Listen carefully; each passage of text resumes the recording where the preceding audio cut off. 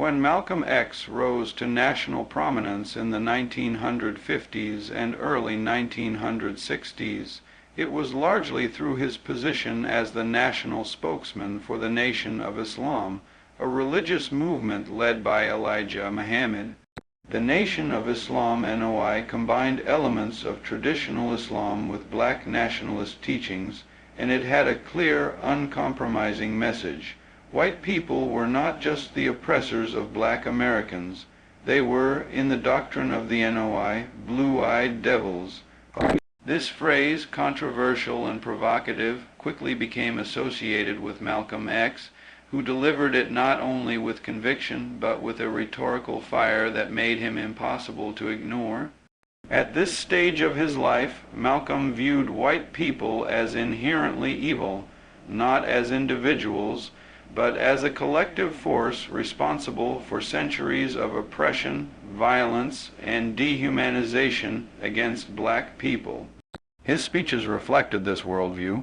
He spoke of the horrors of slavery, Jim Crow laws, police brutality, and systemic exclusion, and he used these atrocities as evidence of what he believed to be an unchangeable nature of white supremacy.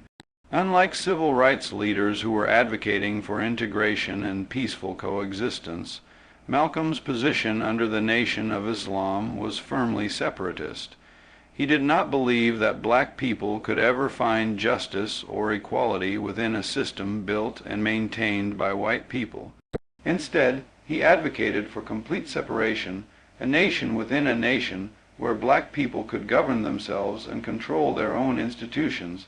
To understand the intensity of Malcolm's rhetoric during this period, one must consider the personal and historical context that shaped him. Born Malcolm Little in Omaha, Nebraska, he was the son of a black nationalist preacher who was allegedly murdered by white supremacists. As a child, he experienced the trauma of his family being torn apart by welfare agencies and state institutions. He was told by a white teacher that becoming a lawyer was no realistic goal for a Niger. His teenage years spiraled into crime and incarceration, and it was in prison that he encountered the teachings of the Nation of Islam and found a sense of identity, discipline, and purpose. By the time he was released from prison and rose through the ranks of the NOI, Malcolm X had transformed himself from a street hustler into a disciplined, eloquent, and passionate advocate for black empowerment.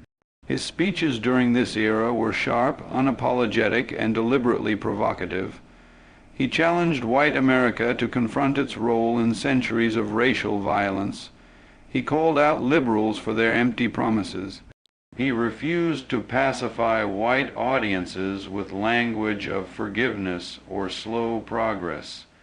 Instead, he told the truth as he saw it, with no filters, and demanded that black people stop looking to their oppressors for salvation. It is critical to note, however, that Malcolm's language of condemnation was not rooted in a personal vendetta against individual white people, but in a systemic critique of white supremacy. Yet his alignment with the Nation of Islam's doctrine made his views appear more rigid and racially defined. It would take a personal and ideological transformation, something that would come later in his life, for Malcolm to publicly revise these early beliefs. But in this period, as Minister Malcolm, he was the voice of a people who were tired of waiting, tired of suffering, and tired of begging for rights that should have never been denied in the first place. His early beliefs were not about hate for hate's sake. They were about exposing a truth that America had long tried to silence. While Malcolm X's rhetoric under the Nation of Islam was often described as incendiary and hateful, particularly toward white people, it's important to distinguish between personal hatred and ideological opposition. Malcolm X was not a man driven by irrational hatred or blind rage. Rather, his critique of white America was rooted in a profound ideological framework, a moral and political stance against a system that had brutally oppressed black people for generations. His words were often sharp, sometimes unforgiving, but they were directed at systems of power and structures of racism, not necessarily at individuals based on the color of their skin. Malcolm's language and tone were undeniably confrontational. He did not sugarcoat the reality of racism in America. He spoke in ways that unsettled white audiences and even made many black leaders uncomfortable. He once said, "I'm not anti-white, I'm anti-oppression. This distinction is vital." He was challenging the illusion of racial harmony that many white Americans clung to, insisting instead that justice could not be achieved without first acknowledging the depth and severity of white supremacy. His anger was not born out of personal bitterness, but out of centuries of collective trauma inflicted on his people. It was a moral rage, deep, informed, and uncompromising.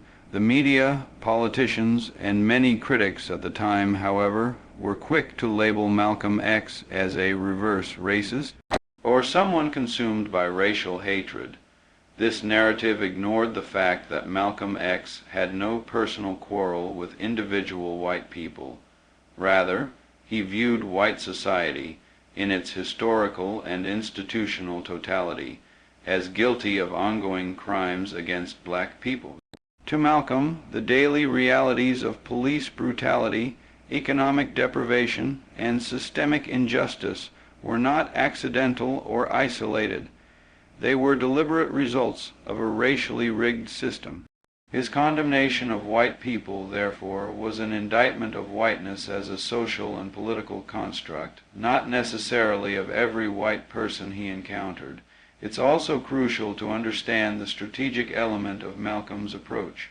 His uncompromising tone served a purpose. It gave voice to black anger and demanded immediate attention. At a time when mainstream civil rights leaders were preaching integration and patience, Malcolm X was a voice for those who were tired of waiting. His fiery language acted as a counterweight, forcing the nation to reckon with its hypocrisy.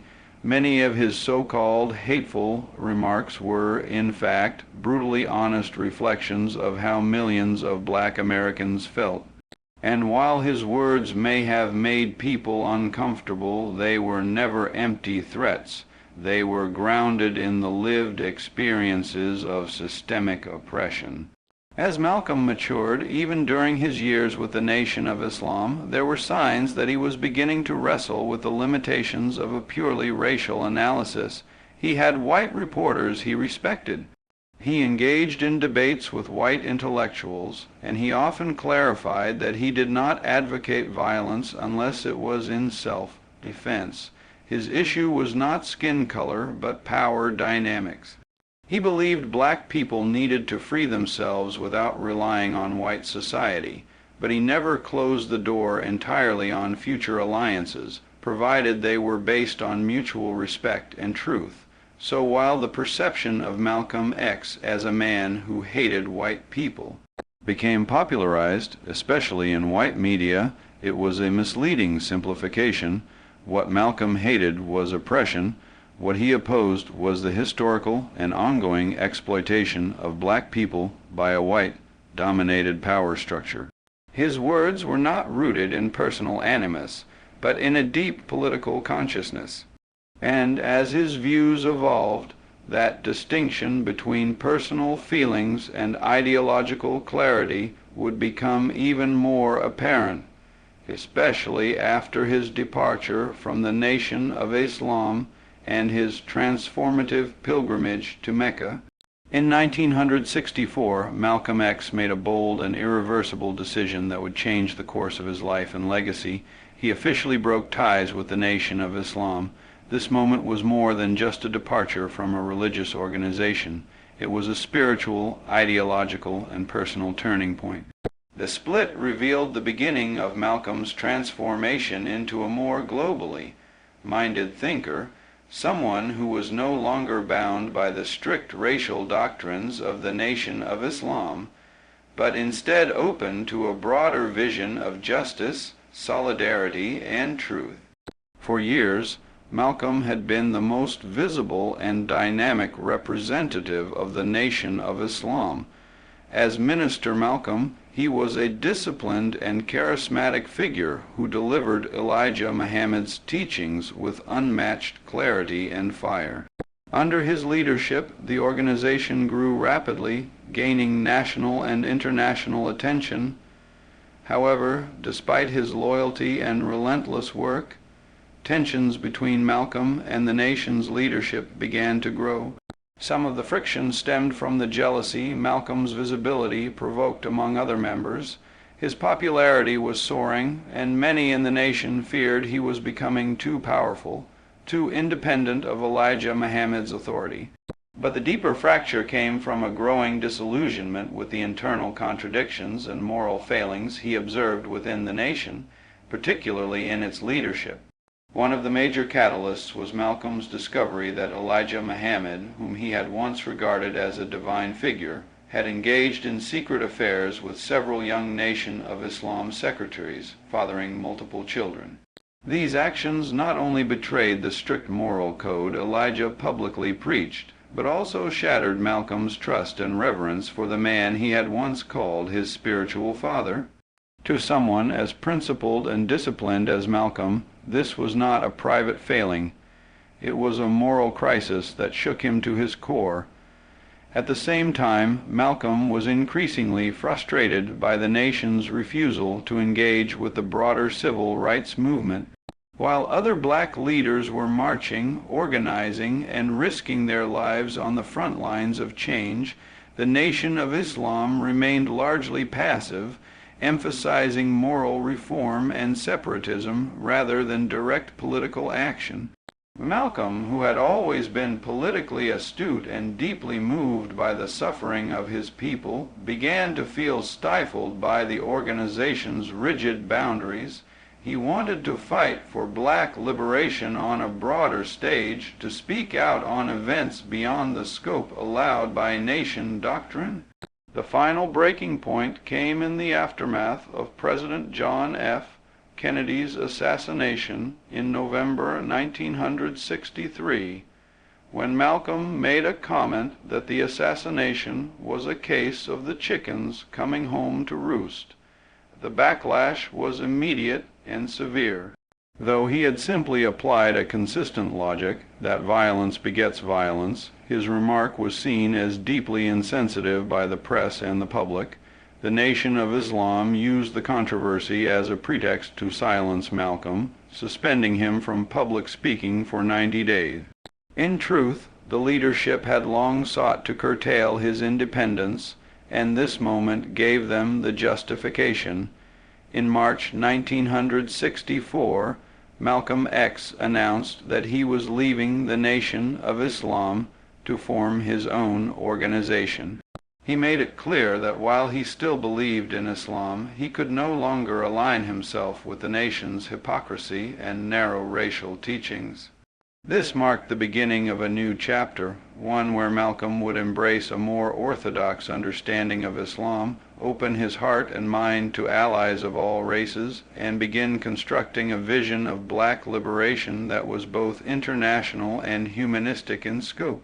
The break with the nation was not a betrayal, it was a liberation. It allowed Malcolm to grow, to think freely, and to ultimately become more dangerous to the establishment than ever before, not because of hate, but because of the truth he now saw more clearly than ever. Malcolm X's pilgrimage to Mecca in April 1964 marked one of the most profound transformations of his life. Spiritually, intellectually, and politically, it was a journey that not only redefined his understanding of Islam, but also reshaped his view of race, identity, and solidarity. Up until that point, his religious experience had been shaped entirely by the teachings of the Nation of Islam, which presented a racially charged version of Islam that depicted white people as inherently evil and black people as the chosen people of God. However, when Malcolm stepped into the broader Muslim world, he encountered a reality that was far more complex, diverse, and unifying than anything he had previously imagined. The Hajj, or pilgrimage to Mecca, is one of the 5 pillars of Islam, a sacred obligation for all Muslims who are physically and financially able to undertake it. For Malcolm, the journey was not just a religious duty, it was a quest for clarity. He needed to reconcile the growing tension between the rigid, separatist doctrines of the Nation of Islam and the truth he was beginning to uncover through his own experiences and research. When he arrived in Saudi Arabia, he was overwhelmed not just by the scale and beauty of the pilgrimage, but by the sincerity and kindness of the people he met there, people of all skin colors, nationalities, and backgrounds, united in faith. One of the most striking aspects of Malcolm's experience was his realization that Islam, in its true form, was a religion that transcended race. He was moved by the sight of Muslims from across the globe, Africans, Asians, Arabs, Europeans, all standing shoulder to shoulder, praying together in unity. This vision stood in stark contrast to the teachings he had long embraced, which painted a world of permanent division between black and white. He wrote home about how he shared meals, prayers, and conversations with white-skinned Muslims whose actions and sincerity made him reevaluate the idea that all white people were inherently oppressive. For the first time, Malcolm saw a model of human brotherhood that was not abstract, but real and lived. In letters written during and after the pilgrimage, Malcolm expressed his amazement and emotional upheaval.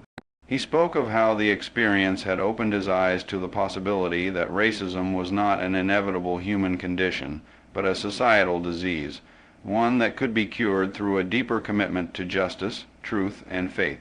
He began to distinguish between racism and race, between systems of oppression and individuals who might defy those systems. This was not a softening of his commitment to black liberation, but rather an expansion of his framework. His struggle was no longer only against white supremacy in America, it was now against global injustice, colonialism, and the forces that oppressed people everywhere, regardless of color.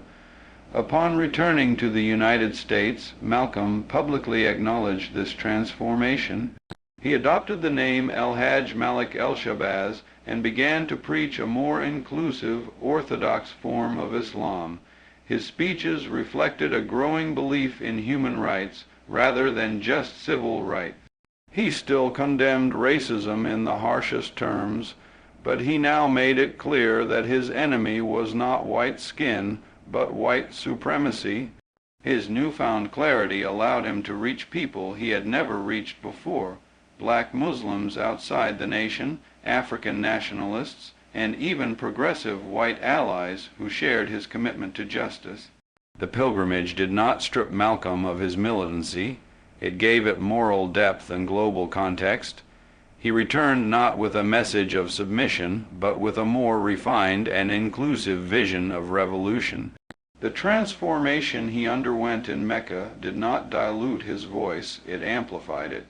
He emerged from the Hajj not as a man who hated, but as a man who had seen another way, who believed that unity was possible, but only through truth, justice, and uncompromising honesty.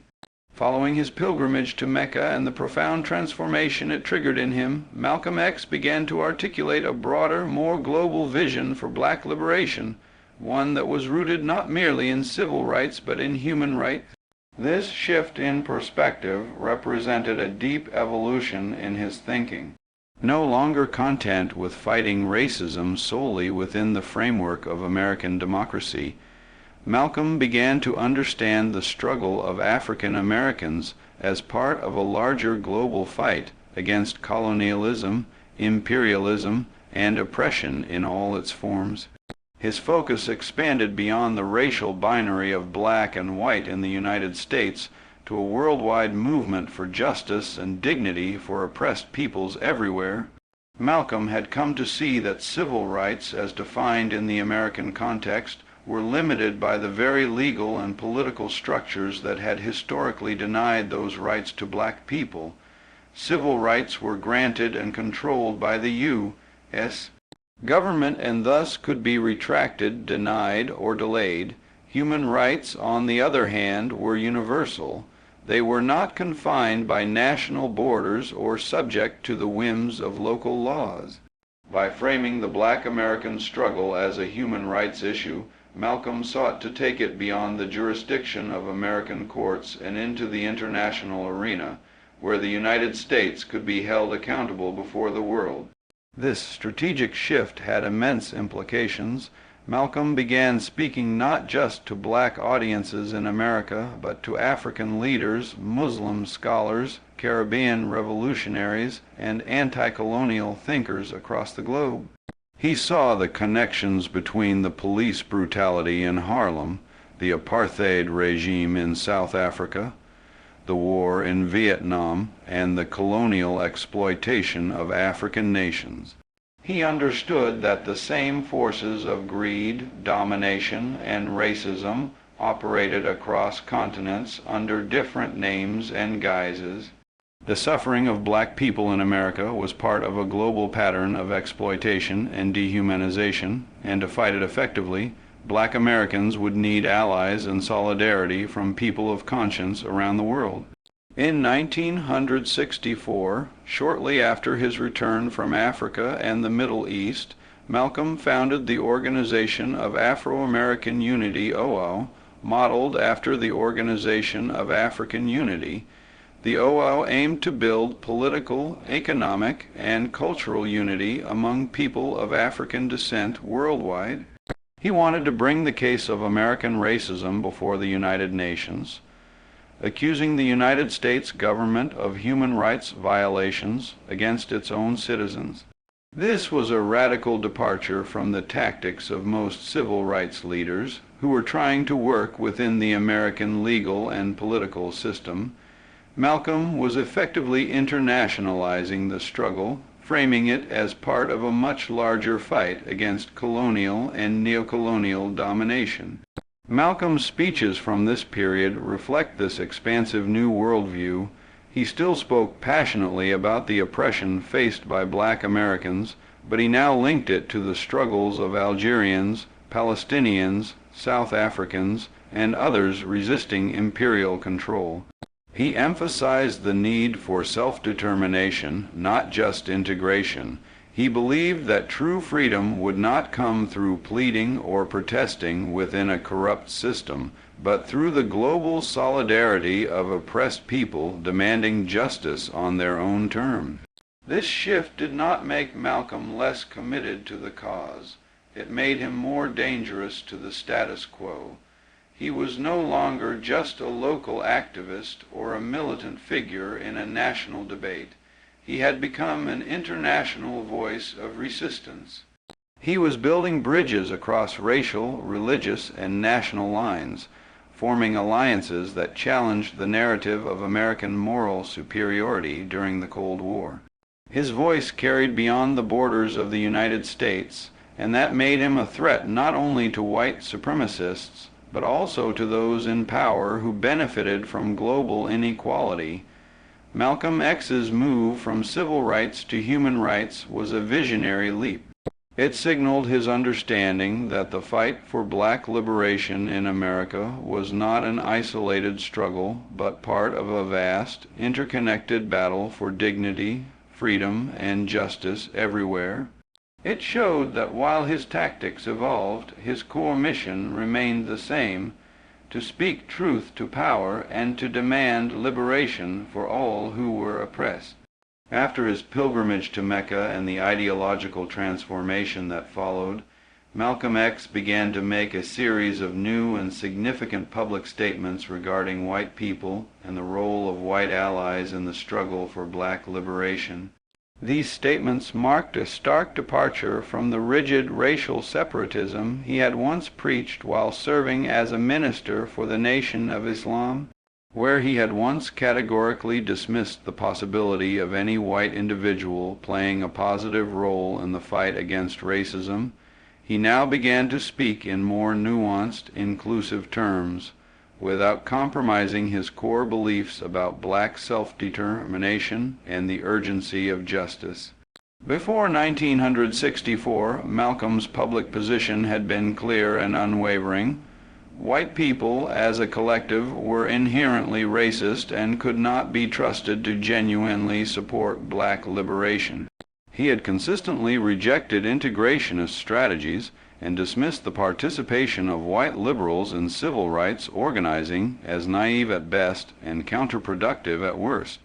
However, after witnessing firsthand the unity of Muslims of all races during his pilgrimage and engaging with revolutionary leaders from Africa and the Middle East, Malcolm came to believe that the enemy was not white people themselves, but rather the global system of white supremacy that exploited people of all colors for power and profit.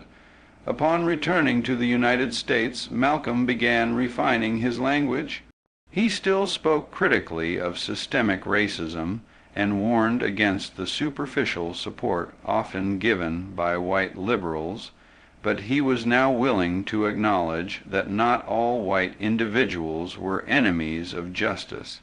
He emphasized the difference between those who benefited from and perpetuated racism and those who were willing to challenge it, even at their own expense. He did not pretend that racism was over, nor did he suddenly embrace integration as the solution, but he began to see potential in alliances built on honesty, mutual respect, and a shared commitment to dismantling oppression. One of the most telling examples of this shift was his response to young white activists who asked how they could help the movement. Instead of rejecting them outright as he might have in the past, Malcolm advised them to organize within their own communities. He believed that white people had a responsibility to challenge racism among other white people, to dismantle the structures of privilege and prejudice from within. He understood that true solidarity could not be based on guilt or charity, but on real accountability and action. In interviews and speeches, Malcolm made it clear that while he still believed black people needed to lead their own liberation efforts, white allies could play a role, so long as they respected that leadership and did not attempt to control or co-opt the movement. This position reflected a more mature and strategic understanding of coalition building. Malcolm was no longer operating within a framework of racial essentialism. He was now thinking in terms of power, ethics, and strategy. His evolving views on white allies were also shaped by his growing engagement with global liberation movements. He had seen white anti-colonial activists working alongside African revolutionaries.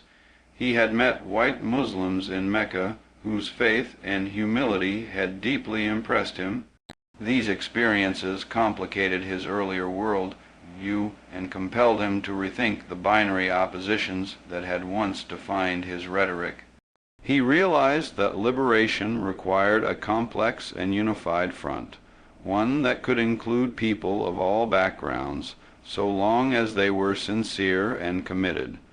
Malcolm X never became an integrationist in the traditional sense.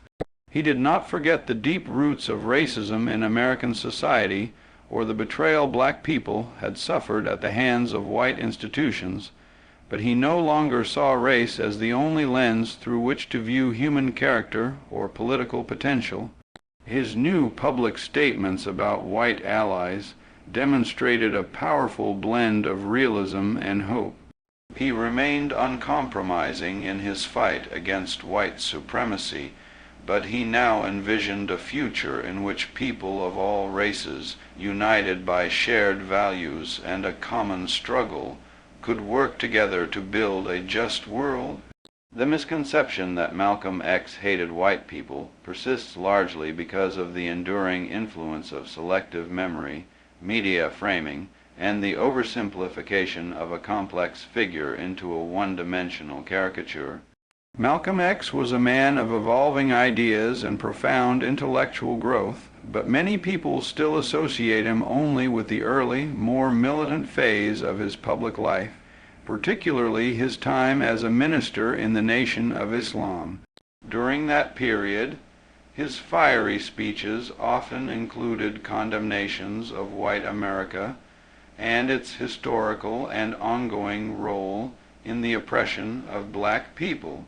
These statements, when taken out of context or stripped of their ideological basis, can appear to support the idea that Malcolm was driven by racial hatred rather than a deep commitment to justice. Mainstream media in the 1960s played a powerful role in shaping public perception of Malcolm X. Unlike other civil rights leaders who advocated nonviolence and integration, Malcolm's rhetoric was unapologetically confrontational. The media often labeled him as a dangerous radical, a demagogue, or a preacher of hate, without exploring the reasons behind his message or the systemic injustices he was responding to. His critiques of white supremacy were frequently reduced to sound bites that portrayed him as the opposite of Martin Luther King Jr., violent instead of peaceful, divisive instead of unifying. This binary comparison not only flattened Malcolm's philosophy, but also reinforced the narrative that he was inherently anti-white, when in fact he was anti-oppression. Educational systems have also contributed to the persistence of this misconception. In many schools, Malcolm X is either omitted entirely from the curriculum or introduced briefly as a controversial figure who stood in contrast to more widely accepted civil rights icons. Rarely are students taught about his ideological evolution, his pilgrimage to Mecca, or his shift toward a global human rights framework. As a result, many people's understanding of Malcolm is based on outdated or incomplete information, often limited to a few early quotes or televised confrontation. Without context, his words can be easily misinterpreted as expressions of hate rather than the politically charged indictments they were meant to be. Another factor is the discomfort many people feel when confronting systemic racism. It can be easier to dismiss Malcolm X as a hateful figure than to engage with the uncomfortable truths he exposed about American history and society. His critique of whiteness was not about skin color, but about power, privilege, and systemic domination. Yet, for many, acknowledging this distinction requires facing the reality that racism is deeply embedded in institutions and social structures. By framing Malcolm as merely a hater, critics can deflect attention away from the substance of his message and avoid grappling with the enduring legacy of racial injustice. Pop culture has also played a role in keeping this misconception alive. Films, documentaries, and media portrayals often focus heavily on Malcolm's early years without fully exploring the changes he underwent later in life. Even well-intentioned representations can sometimes fail to capture the depth and nuance of his journey. As a result, the image of Malcolm X as an angry, uncompromising figure is more widely circulated than that of the thoughtful, evolving leader who came to embrace a broader vision of unity and justice. The persistence of this misconception also reveals something about society's resistance to radical critique. Malcolm X challenged not just racism, but the very foundations of American power, its economy, its foreign policy, its moral identity. He refused to apologize for demanding full human rights for black people, and he rejected narratives that painted America as a benevolent democracy. This made him a threat, and like many threats to the status quo, his message was distorted to make him easier to dismiss. The idea that he hated white people is not just inaccurate. It is a convenient distortion that allows society to ignore the truths he spoke. In reality, Malcolm X's legacy is one of growth, courage, and clarity. He began with a limited framework, shaped by personal trauma and a rigid ideology, but he evolved into a global human rights leader whose vision extended far beyond race. To understand him only as someone who hated white people is to ignore the arc of his life and the substance of his ideas. It is only by engaging with his full story that we can begin to undo the myths and appreciate the profound legacy he left behind. Malcolm X's legacy is often misunderstood because his early militant rhetoric has overshadowed his profound evolution toward a broader, inclusive vision of justice. He did not hate white people. Rather, he opposed systemic oppression and white supremacy. His pilgrimage to Mecca and global experiences reshaped his views, leading him to embrace human rights and solidarity across races. The persistence of misconceptions stems from media bias, incomplete education, and societal discomfort with confronting racism's realities. Truly understanding Malcolm X means recognizing his journey from anger to enlightened leadership, a powerful voice demanding justice for all oppressed people.